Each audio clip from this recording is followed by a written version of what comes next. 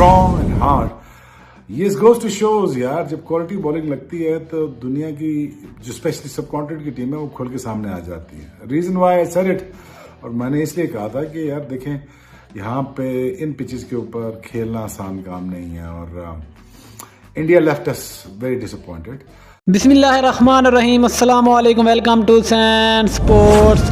دوستو جیسا کہ آپ جان چکے ہیں کہ India T20 world cup final کی دوڑ سے باہر ہو چکا ہے اور آپ فائنل مقابلہ پاکستان اور انگلینڈ کے درمیان 13 نومبر کو میلبرن میں کھیلا جائے گا.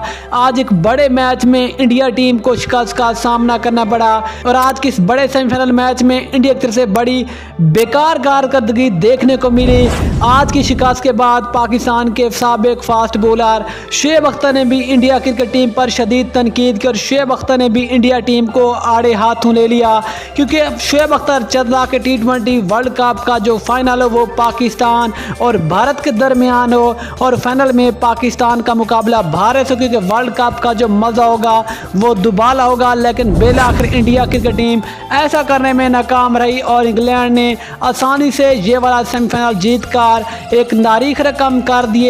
لیکن آج کے میچ میں انڈیا کی طرف سے بڑی بری کارکردگی دیکھنے کو ملی اور انڈیا کرکٹ ٹیم کے شائقین اور انڈیا کرکٹ ٹیم بڑی بھڑکیں مارتے تھے کہ ہم T20 ورلڈ کپ کا فائنل جیتیں گے. لیکن بدقسمتی سے انڈیا کرکٹ ٹیم فائنل تک بھی نہ پہنچی اور بالآخر انگلینڈ نے آسانی سے یہ والا سیمی فائنل جیت کر فائنل کے لیے کوالیفائی کر لیا ہے.